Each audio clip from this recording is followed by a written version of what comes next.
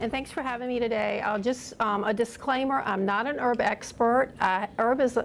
Gardening actually is a hobby for me, and herbs are a real passion. I have found out that it releases a sense of creativity and adventure for you. So we were talking earlier about when you first start growing herbs, it's very intimidating. But then you learn that, you'll see a recipe and it's like, well, I don't like the herb in that recipe. So you're gonna substitute, and you're gonna really learn to enjoy it, and you're gonna, as I said, it's creativity and a sense of adventure there for you, and you will really begin to enjoy it. So if you can, that's my herb garden, and you don't have to have an herb garden like that to grow herbs. I have flowers in there, I have birdhouses, and a little bit of everything in there. So that's not what you have to have an herb garden. So let's just begin talking a little bit about types of the categories of herbs. They're aromatics, which Becky's going to talk about, and then they're ornamentals. And we have a few of those today too, chives and lavender, and I'm sure in pictures you've seen very ornate gardens and stuff that are done with herbs. And as I said, chives have a very nice little bloom on them, and people use those for gardens and all.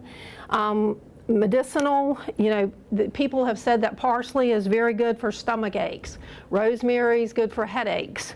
And I'm sure if you've ever been in GNC or a vitamin shop that you've seen an array of herbal preparations there on the shelf.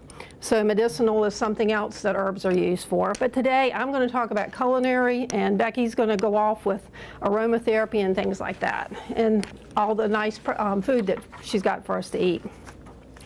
What I've done is I've put together some herbs that I used to cook with a lot, and that are do very well in this area.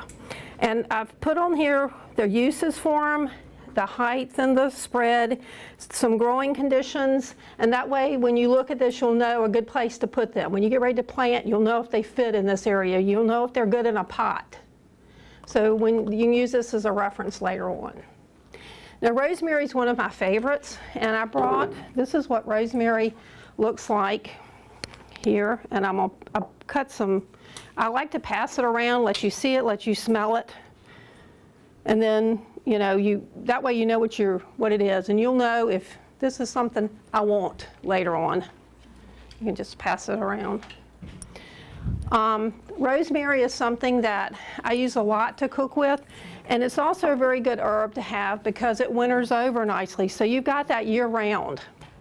And it's very good for, we talk about healthy eating, and that's one of the things that's attracted me a lot to herbs, because I'm sure years ago when you grew up, your family may have used a lot of seasoning, when they were cooking, and I'm talking about, a lot of fat and things like that in their meals, and I try to get away from that and eat healthy, and that's what herbs have afforded me to do, is eat a whole lot healthier.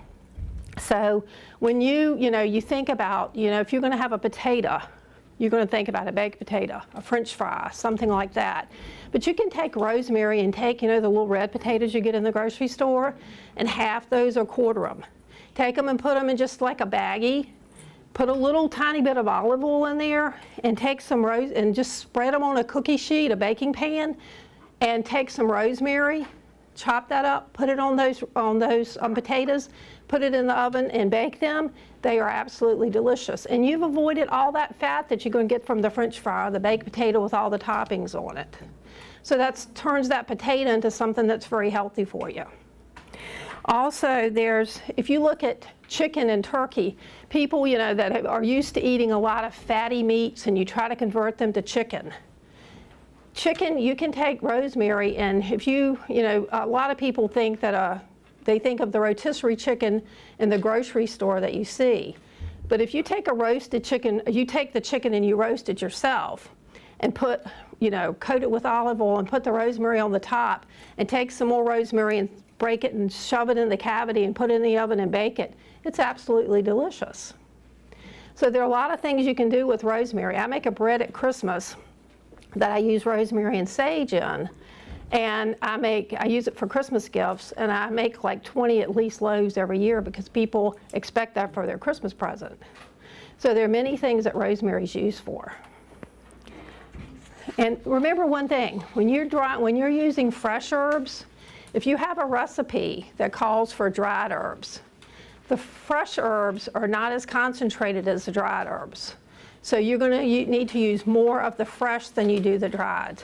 But one thing with rosemary, and I use a lot of rosemary, and when I'm doing a recipe I use a lot, but there's a fine line with rosemary that when you cross it, it really tastes bad. So just be careful, and that's one thing that when you start cooking with herbs and you're using herbs a lot, just, start with a little bit because you cannot take it back out. So just put it, you have to be, there again, you have to be creative and you have to experiment a little bit. Okay, another, one of my favorite herbs is sage. All of them are my favorites, I guess. Sage is another herb that I use a fair amount.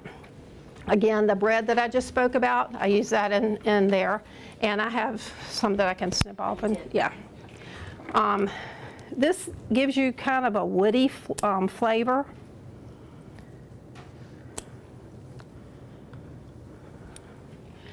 And I dare say if you've ever eaten sausage, you've eaten sage. Mm-hmm.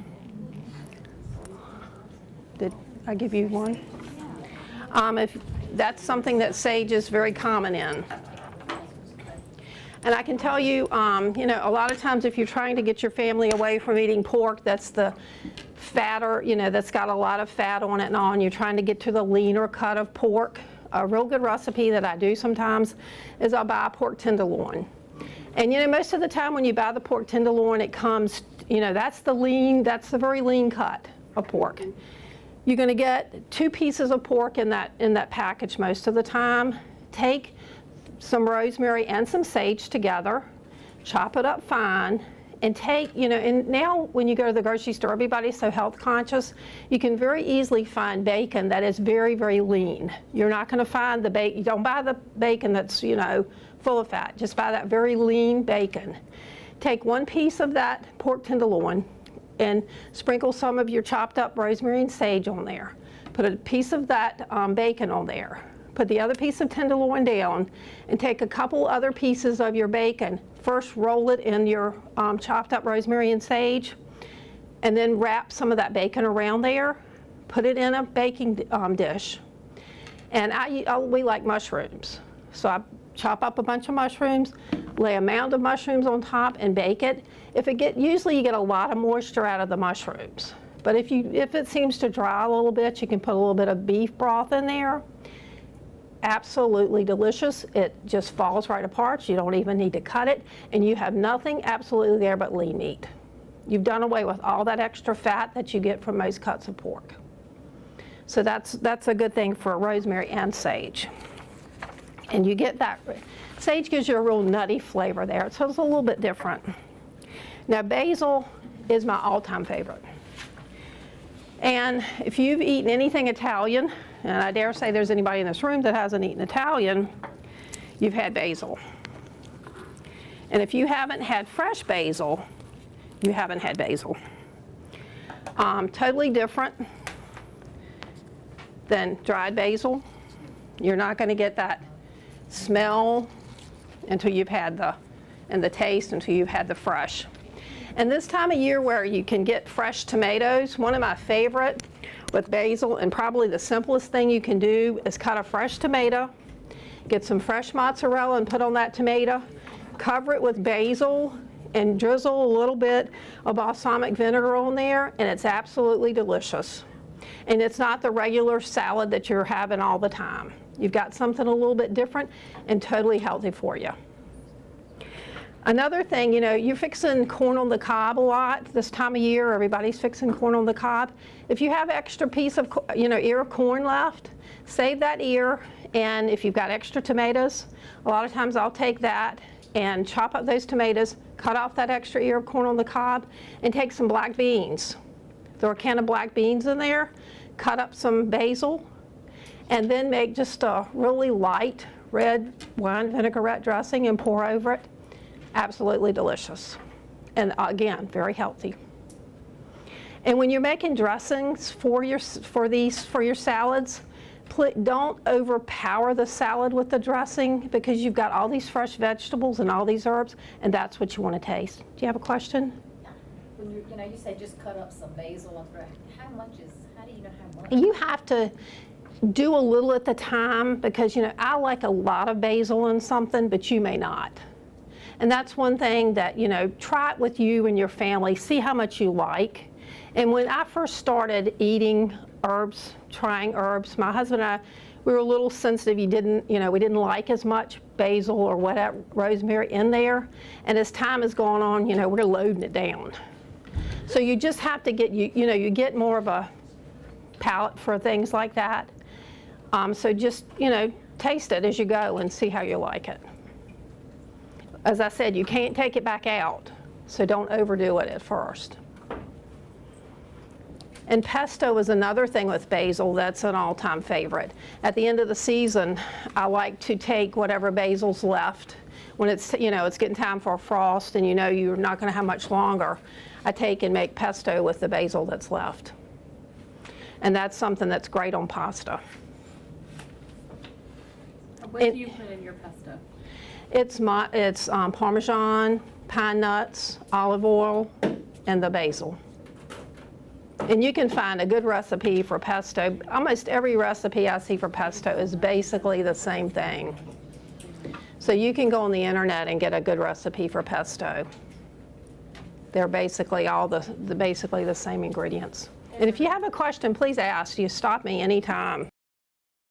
Okay, dill is another one, and dill is something that's really kind of going out right now. The season is just about over for it, and one of these in transport, I broke the top of it, but you can still get to see it and smell it. It smells great.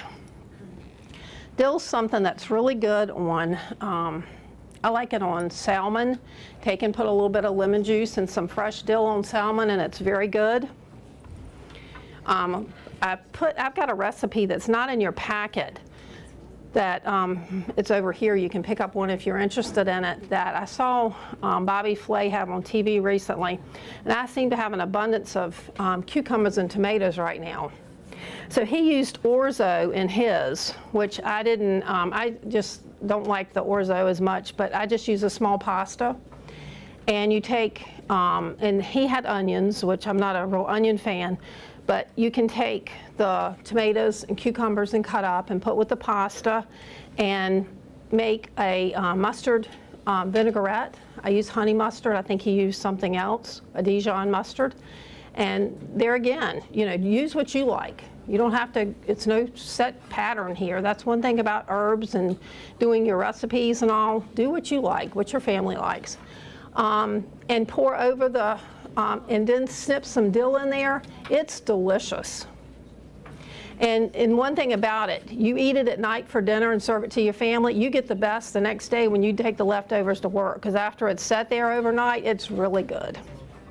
The fern part is what you use most of the time when you're cooking. Now when it seeds out and flowers like that, those seeds are what you use for dill pickles. That flower at the top will become seed. Parsley is, I know you've seen parsley, if you go to a restaurant, sometimes you'll see parsley on your plate, and usually that's the curly parsley. Don't ever cook with that. That's just for decoration. This is the Italian flat leaf parsley. I don't want to get any water on you. This is what you use for cooking. This is in a lot of Italian recipes. We'll have parsley in there. My crab cake recipe has parsley in it.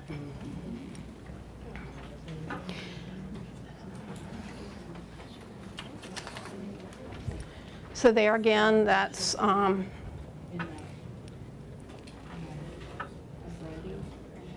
something I'm sure everybody here has eaten also. How do you like smelling them? Do they smell like what you would think the fresh ones, if you haven't smelt them before? They're all different. Some of them are very pungent, very, very strong. And then oregano, that's the favorite Italian herb. You know, there again with basil, you know, if you've had pizza or spaghetti or whatever, you've had that. That's in every pizza or spaghetti or any kind of Italian sauce, you've got oregano. And here is a little bit of oregano. Do these need to be in great big pots? It depends on how much you want to put in there. If you're going to put one by itself, and it depends on which one it is, it depends on which pot size you want. And there again, that's why I put the size on there. It'll help you judge as to what you need.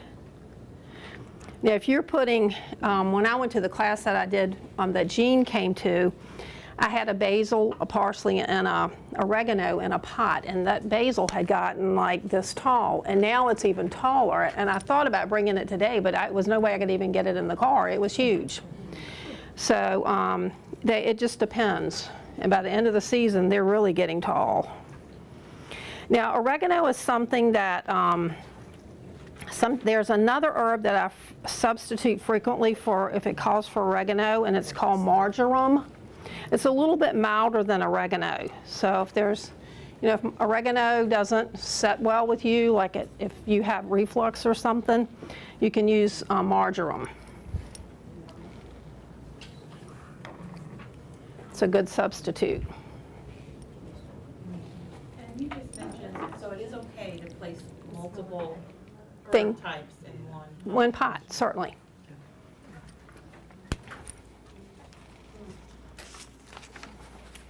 Then cilantro. That is the frequently used for Caribbean, Mexican, or Asian foods. And right now, there again, that is something you would think, since it's Mexican, that it would be thriving right now in the warm weather, but it's just about pooped out. It's just about done. It's seeding up right now. They are seeding out. And when it seeds out, it becomes another herb that you may use in recipes called coriander. Well, I have had some cilantro, and I thought y'all are going to wonder why you brought the dead plant in. But the cilantro had died back. And I looked and I thought, well, I'm going to wait and see what it does. And it does have the coriander seeds on it. And this is another form of coriander, which is actually more of an ornamental one. It's called Vietnamese coriander, but it's doing the exact same thing. You can see how it looks like it's dead, but it's actually going to be forming seed. There's a little bit of new growth even where the brown is, but I'll pass that around just so you can take a look. And if you want to take, everything's been washed, so if you want to take a little pinch off, you can do that as well. I don't think the cilantro is going to still thrive in this heat and humidity right now. You can try it. That's one thing with your herbs. When you see, basil will do it, they'll put up little blooms and stuff. Pinch them off. And when cilantro does that, if you pinch it off, it'll bush out more, and it'll make you have a nicer, healthier, fuller plant when you do that. So you can try that with the cilantro and see if you can get more mileage out of it. But I've never been able to get anything in cilantro and dill. This time of year just does not. That just doesn't work around here. And I think cilantro is something probably everybody has eaten in salsa. That's probably the all-time favorite ingredient in salsa is cilantro. Okay, another thing is chives, and I'm sure, the favorite thing for baked potato with that big old glop of sour cream is chives on the top, so I'm sure everybody's had that. Another, at the other class I did, I asked somebody how they've used chives, and he said he put it with eggs. I can't imagine, but I did hear somebody say the other day they put chives in chicken salad. Yes. And I saw somebody on TV recently put chives in a quiche. Yeah. So, it's got a real strong oniony flavor and smell. So if you like onions, you probably will find a good use for chives.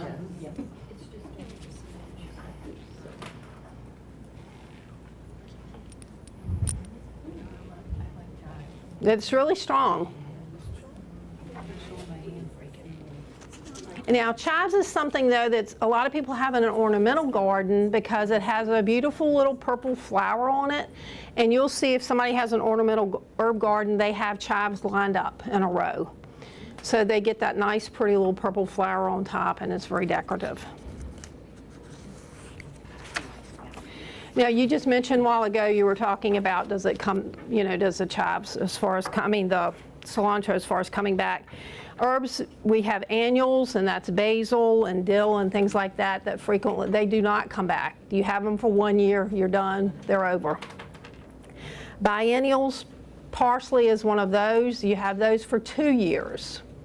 But then you have the perennials, and that's like sage, oregano, rosemary. You have them they live on forever, thank goodness. And right now, if you are interested in herbs, it's not a very good time to find them at the garden center. They're very difficult to find.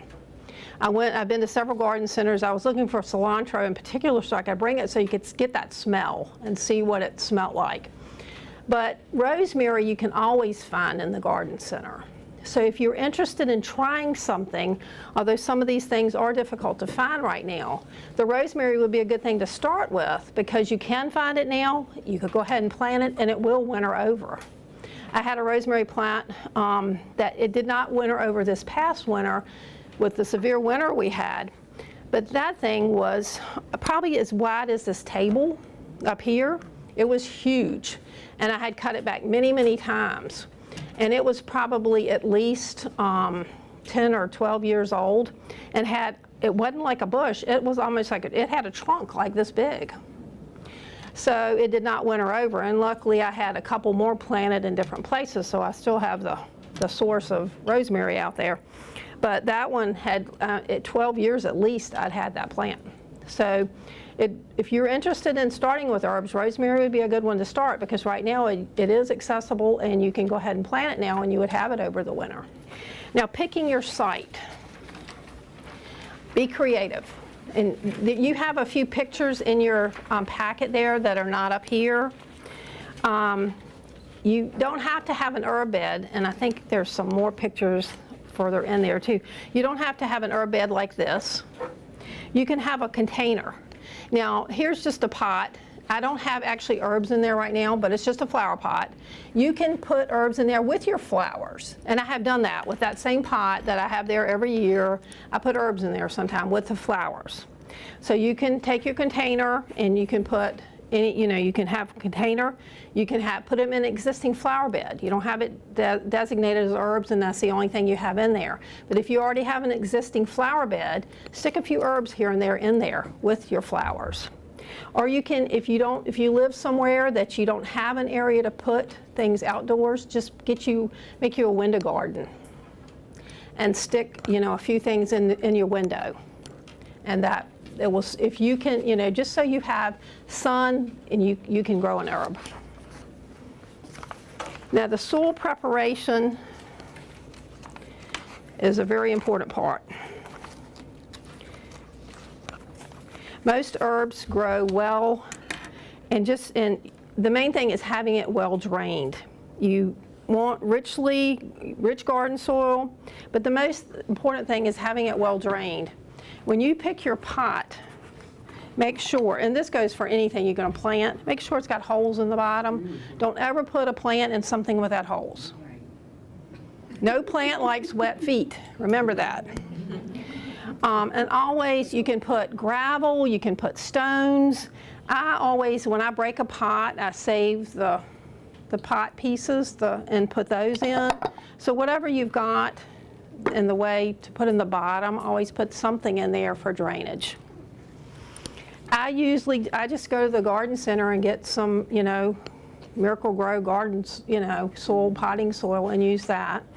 Now, things like rosemary and all, they like a little gritty soil. They're known from the Mediterranean area, and they like a little gritty soil. So sometimes I'll mix a little sand in there with that, and they do better in that kind of soil. But you don't have to go to a lot of trouble for these if you start with something good. Just remember that. And sunlight is the crucial factor. Make sure that they have at least 6 hours of direct sunlight. Sunlight helps them to develop the essential oils, and that's what we're getting from the herb. That's what gives them the flavor, and that's what we're looking for. And then fertilize.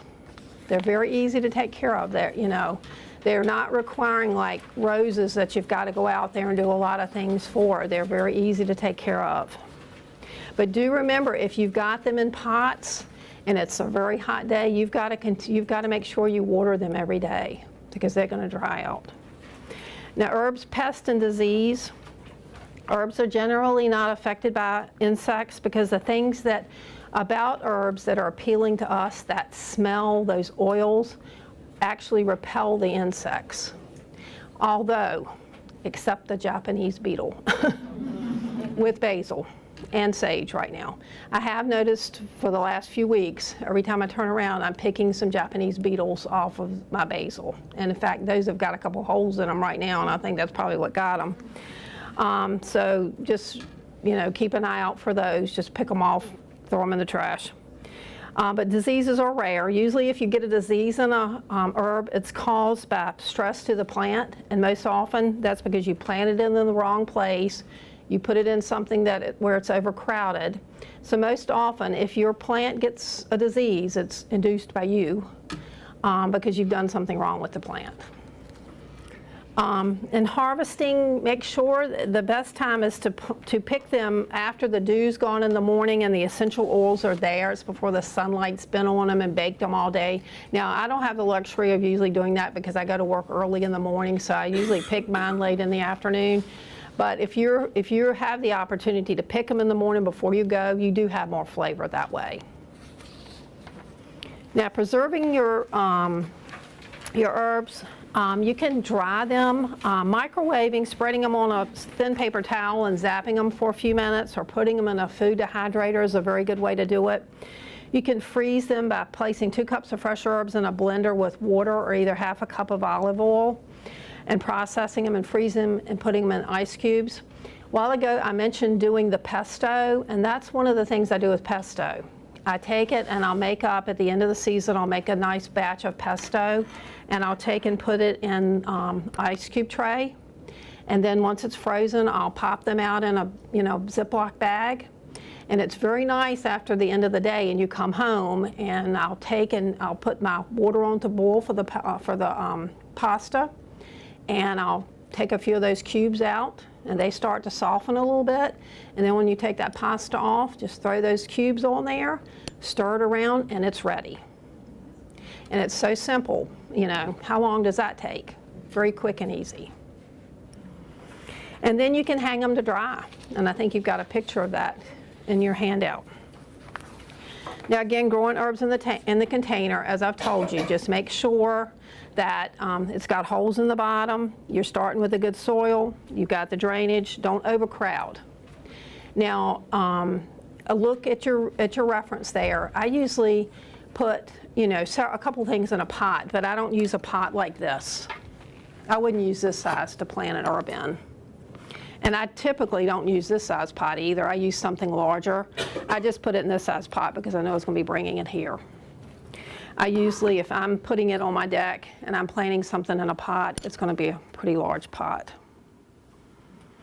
And it's a good thing. It's a good opportunity to get children engaged in gardening and in healthy eating is with herbs. Because they can smell it, it's got texture, they can see it, they grow pretty quickly. And it would be, how great would it be to let them put basil and oregano and parsley in a pot, watch it grow, and then when you've got a lot of tomatoes, make spaghetti sauce for them. And that way they've been engaged in that all the way through the whole process. And that would, teach them, you're not opening a jar with preservatives in it. You've grown the herbs. You've grown the tomatoes, if you grow tomatoes, or you've gotten them from the market downtown, and you've made your own spaghetti sauce. So you've taught them a lot through that whole process. You've engaged them through that whole process. So this is a few herbs that are in my garden, and as I said, that's probably a piece of the pot from, I don't throw anything away, I recycle it all. That's probably a piece of that pot that broke. And that's oregano in there. That's a big pot with thyme and chocolate mint, so you can mix, multiple things together. And this is the whole garden, and I just want to tell you, this whole row is at the bottom is parsley. And the reason I do that not only from your herb garden do you get the reward of the flavor, but I always plant a whole row of parsley because I pick, you know, I'll pick a little bit of parsley, but 2 plants would do me for the whole year. But with that, the butterflies love the parsley. And they come along, and when you pick it this time of year, you have to be careful because they'll lay their eggs on there. And then you're going to have the caterpillars come along, and they're going to munch on it, and they're going to strip all those leaves off. And that's why I plant that much, because then I have all those butterflies out there. So I get the reward of that. So that's why I have that whole border of parsley there, and it makes a nice border for my garden during the summer. But then in a month or so, I'll have a whole lot of butterflies out there. So there's a little bit of method to that madness. So any questions I can answer? And then Becky's gonna. Okay, yeah, thank you so much, Diane, for sharing that, and just please interject with whatever else you want to after this part. In your packet, I just wanted to give you some resources. We're going to go over some other things in just a second, but in terms of how to grow herbs, the website that is in your handout, growingherbs.com or herbgardening.com, it has wonderful resources, and you can see on the left side of the page that you can click on every individual herb that you want to choose. So you can go to that herb if you're having problems with cilantro, whatever it might be. It'll tell you exactly how to grow it, how to take care of it, what to do if it starts to fall apart. It's a really wonderful website to look at. Let's see if we can get this to work. Maybe not. Yeah, as you can see. And then again, just picking every how to grow a garden cress, how to grow all these different items. So that's a very good, herbgardening.com is a really good website for teaching you the basics about herbs and even much more specific information. The next page is about essential oils. Essential oils is something that I've just recently gotten into within the last couple of years. I've been gardening forever. I used to have a very large garden like Diane does. I'll pass my phone around. I live in a condo now temporarily, but this picture will show you, just keep clicking the side button to see it. That's my backyard in the condo. I have literally probably 10 by 20 feet of grass. But we have a raised vegetable garden, we have lots of pots, I have a potting bench that I keep my herbs in, so you really, it doesn't matter how much space you have, you can pretty much plant anything anywhere. But lavender oil and essential oils is something I've gotten into, and as you've seen lavender before, you know, it looks like this. You can pass it around. With any herb, all you have to do is just simply, you don't even really have to pinch it off. I mean, you're welcome to, because this will keep growing. I don't mind if you want to pinch a piece off, but just rub it in your fingers, and those essential oils you'll get, you know, on your fingers as well. But when you're making essential oils, it's very, very simple. You may pay a fortune for them in the stores. As you can see, I have a container. It's a company called Kiss Oils, where this website came from, that you have in your packet.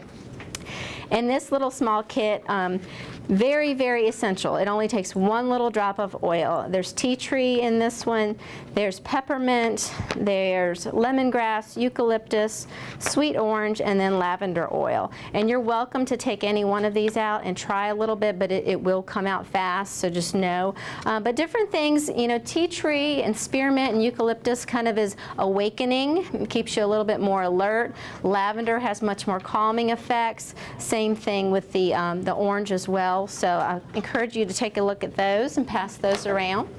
But if you don't want to buy it, you can make your own, and it doesn't take much.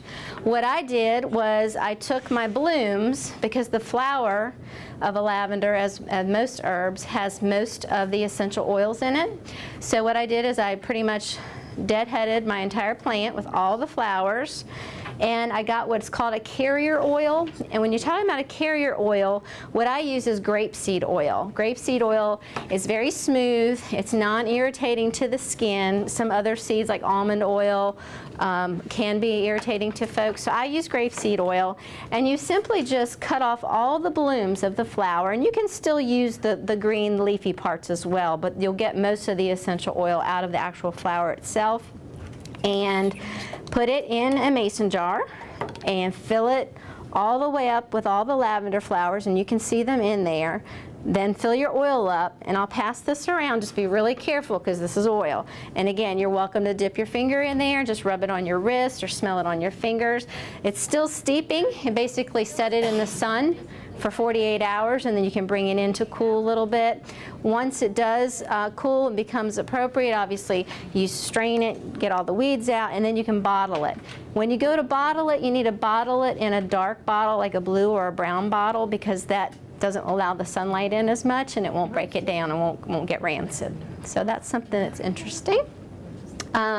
Of course, dried flowers are wonderful too. This is the part of the lavender flower that I cut up and had the extra blooms. These were purple, and it's drying out, but it, as you can tell, still smells good, so we can pass that around. Do you have to filter the oil? Can you just keep the flowers in the oil? You can. They will break down like any, if you have a potted plant that is waterlogged and it starts to get that stinky smell.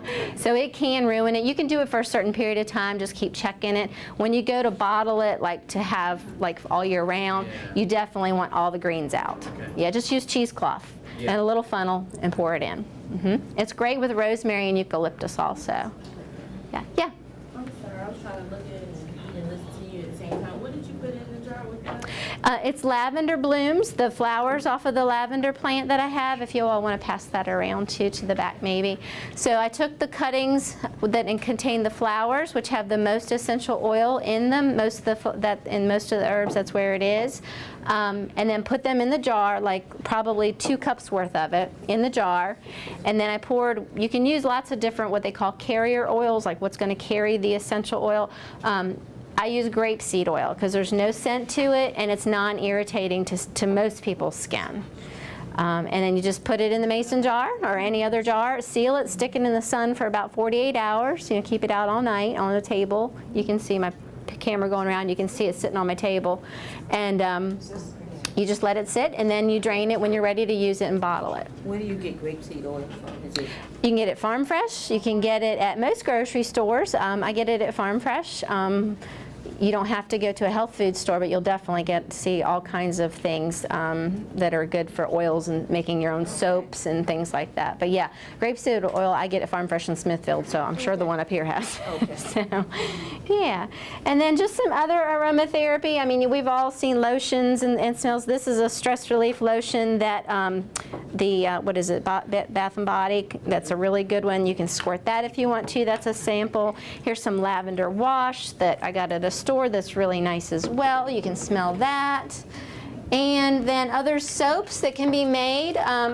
If you ever go to a farmer's market like we have in Suffolk on Wednesdays and Saturdays, you can get a sample of this company. They're out of Williamsburg. They're called Perfectly Natural. And this one is a sample of what's called Happy Feet soap. So that has spearmint in it. I'll pass it around this back way. So, and then this one has chamomile in it. So you can smell the differences of those. Now things like spearmint, mint grows wild all the time. If it's warm enough, you don't have to do anything, just let it go. It'll still overwinter sometimes. Some types of mint will, the wild mint that you see. I brought in some chocolate mint and some spearmint. That doesn't winter over as well, but those can also be used in essential oils and different things. Okay. In your packet also is, I don't know if you all know, but the Virginia Cooperative Extension Office is a division of Virginia Tech University or Polytechnical University, and they actually are located upstairs in our building. They have offices in every city. The one in Suffolk is upstairs on the 3rd floor. And if you're interested in any type of gardening, when I was in Richmond, I became a master gardener, which is offered through the Cooperative Extension. It was through University of Richmond where they taught the classes, and you had to take a certain amount of hours of classes of botany and all kinds of different things you can see in that brochure. But then you volunteer in the community and educating other folks as well. You learn a lot yourself. I didn't keep up my CEUs because I started moving and working here and all that. But anyway, it's a wonderful program, so I included that flyer if you're interested in just learning more. They have lots of wonderful brochures upstairs, not just on herbs, but the herb one is contained in your packet next. So leading into the food segment, the Cooperative Extension, like I said, they gave us this handout, talks about herbs and spices, the history of herbs, the use of the herbs, substitutions. This is a really good one. So for example, fresh seasonings versus hydrated seasonings. We're talking about comparison of having to use more fresh than dried. So this kind of gives you a guide as to what typically, again, it's all, you know, your personal choice based on taste, but that's a little good guide to use for that. Definitions of herbs and spices, spicing it up without a salt shaker. This is a really good one. So you have your food items on the left, and then it gives you an idea of different spices that go with those items. So for pot roast, maybe allspice is good, garlic, marjoram, and thyme. Meatloaf, same thing. Fish is wonderful with chives and dill and tarragon. And I do have some tarragon up here. I don't know if you all have ever used tarragon. It is, what I use it in is with fish, any type of fish. And again, you're welcome to pinch off a leaf. But also, chicken pot pie. Oh my gosh. If you make chicken pot pie in the winter and use tarragon, I'll start passing it this way. Pinch off a leaf and just smell it. It doesn't have that much smell as an herb, but when you cook it, oh goodness, it is really, really good. So if you make chicken pot pie, add tarragon. So we have that. We have how to store your spices. We talked a little bit about that, but we also have more information on how to use that. And again, a checklist on how often do you use sodium. That'll kind of give you a quick check of maybe I need to cut back. There's a couple herb bread and herb dressing seasonings recipes. And just another little blip of information, okay? The food items that I have prepared today, I sent it out in an email. They are different, so I don't know how daring you are, but I wanted to combine food items that you probably wouldn't typically combine unless you went to some type of international cuisine type of food.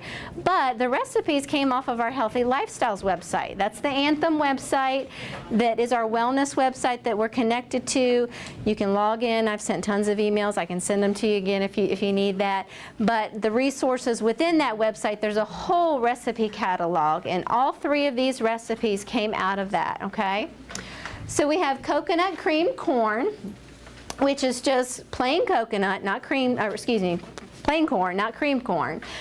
Corn, it said light coconut milk, but what I used was 1 can of whole coconut milk and 1 can of coconut water. And you can get that at any I got it at Walmart yesterday. All these items I got at Walmart yesterday. And then you can see the other ingredients in this, but the herb that it has in it is cilantro. Everybody's had salsa with cilantro, 99% of us. But have you ever had coconut corn and cilantro combined? Probably not. My kids loved it. My whole family loved it. Last night I made like a little sample. We didn't eat out of that. So, so that's a very good one. You can see the nutritional content and all that. I did not, if it called for salt in any of these, I added no salt. I don't use salt at all, ever, except for on corn cob. The second one is called lemony carrot salad, and basically this is shredded carrots and lime juice and a little bit of crushed garlic and dill and chives. So those are the herbs that are used in that. Very simple. Didn't have to cook any of this, just cut, chop, and mix, and looks really pretty.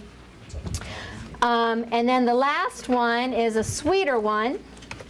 And that is our peach blackberry compote with basil infused syrup. Sounds difficult, but it wasn't. I wasn't going to cut whole peaches for 30 people today. So they are canned peaches in light juice and fresh blackberries. Those are fresh. And what I did to make the syrup reduction is you just take, it does have white wine in it, dry white wine, cooking wine, not that you buy at the alcohol section, but cooking wine, just so everybody knows, disclosure.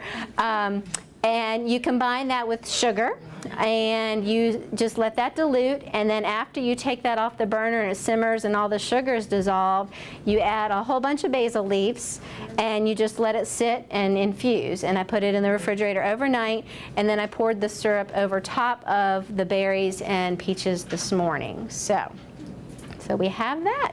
Okay? In terms of what we have up here, just a few more things real quickly. Very different items that you might not have seen. Some of these are ornamental, such as this type of, and I'm just going to leave these up here, but you're welcome to come up afterwards and if you want to pick. This is another type of majorum, which is much more of an ornamental one. It's lower growing. It's more yellow, as you can see, versus a green. Same with this thyme. You compare it to this thyme, it's very different. This is low growing. This is more mounding, has white flowers. This one has yellow flowers in the spring. So again, it's a really pretty, very pretty herb. Can any of these be, the smaller ones, be grown like in your kitchen Yes, windowsill? yes, everything can grow in a kitchen windowsill as long as it's sunny. Everything. Chamomile, we've all had chamomile tea or heard of it. Chamomile flowers, again, we talked about the flowers having more, excuse me, that's caraway. They look the same. The chamomile tea, the flowers are the part, just like with the lavender oil, that has the scent in it. So you dry these and crush them up, and you can add them directly, just pour water over them and then strain it, or not strain it, whatever you prefer, to make a really nice chamomile tea, which is very calming. This one is caraway, which is another good spice, but it's really pretty and ornamental, has a pretty white flower on it. This different little guy here is called Santolina, and again, it's an ornamental. I've never used it as a food, it might say on the back of here, in cooking, but it's just really pretty and lighter colored and has really good texture. I showed you the coriander already, and this is fennel, which is also very good to use with fish and pork, and this one is bronze fennel. I don't know if you can see when you come up here, but it's different colors. It's purple and gold and green, so it's a real pretty light feathery color. We have lemon verbena, which is really pretty and has a white flower and does have a lemon scent. Again, it's really tall, so as you form your gardens and you add different textures and different layers of things, you mix it and it looks really pretty together. In terms of sage, this is regular sage that everybody is used to using, common sage, and this is purple sage, which is the same thing, but you can see the difference in the variety. Again, this is more ornamental. You can still cook with it. You can cook with all of these, but just to show you the differences. This is oregano. This is a succulent type of oregano, which is very different. It's kind of new. They're actually doing research on the effects of heart health on it, so that's very interesting. But it has these tiny little purple flowers that are just starting to come in. So that's a real pretty one too, and very, very different looking. I'll pass that one around now. When we talk about oregano, we talked about the regular common oregano, which this, again, is now producing the white flowers because it's grown out. But there's also many others, but one I brought up here is called hot spicy oregano. And you're welcome, all these are clean, you're welcome to pinch off a leaf and chew on it. It's really spicy. It almost tastes like a red pepper. It's really good. But if you like spicy to make Italian food and you use fresh oregano, but you want spicy Italian food, try the spicy oregano. And then we have, this one is our spearmint. This is different than the mint that I gave you. Spearmint, that's common mint, which will grow everywhere, anywhere, go crazy on you. Spearmint is more compact and has tinier leaves, but it has more of a mint flavor. Then we have something called pineapple mint, which is variegated, meaning it's green and white. So again, you're looking at different colors and textures, and it does indeed, you're welcome to pick it, chew on it, it tastes like pineapple. And then we have chocolate mint, which everybody loves chocolates. Chocolate mint is exactly the same way, but as you can see, it grows more viney. It has a little bit more purple stem to it, so again, the color variation is really pretty. Again, pick a piece off, chew on it. And then we have our rosemary and thyme and chives. So you're welcome to come up and look at any of these, taste them, they're clean. Feel free to pick at them. I think that's everything in your packet, and I will start. Any questions for me?